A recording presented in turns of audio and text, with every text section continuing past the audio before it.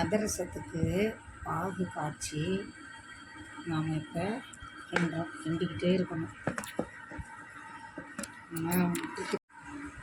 அதிரசம் சர்க்கரை பாகு ஊற்றி செஞ்சால் வெள்ளையாக வரும்.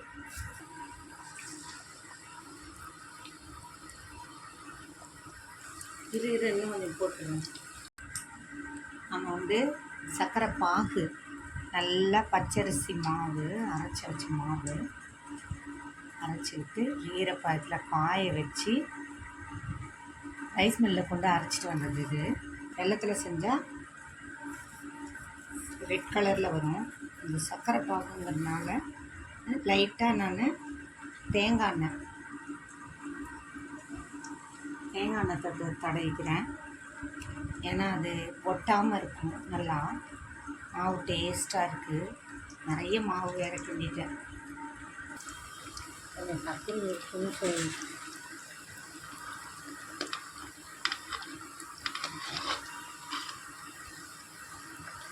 வெடிப்பு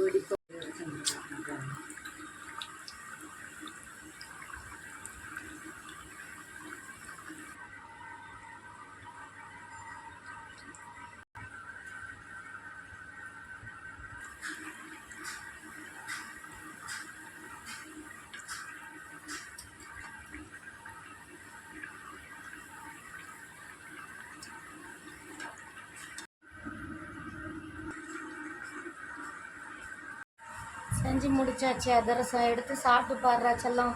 சரி, ஓவர் ஸ்வீட் போட்டுட்டேன். ஆனால் சரி, நம்ம வீட்டில் எத்தனை பேர் இருக்கோம்?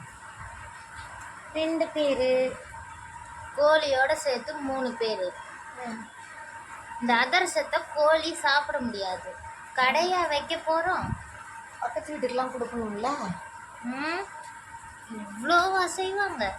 எப்பயுமே எங்கள் அம்மா பக்கத்து வீட்டுக்கெல்லாம் கொடுப்பாங்க. அதே மாதிரி நானும் கொடுப்பேன். சரி சரி, பர்றா இதையே அதிகம்ன்றா இன்னும் வேற சுட்டு போடுறாங்க.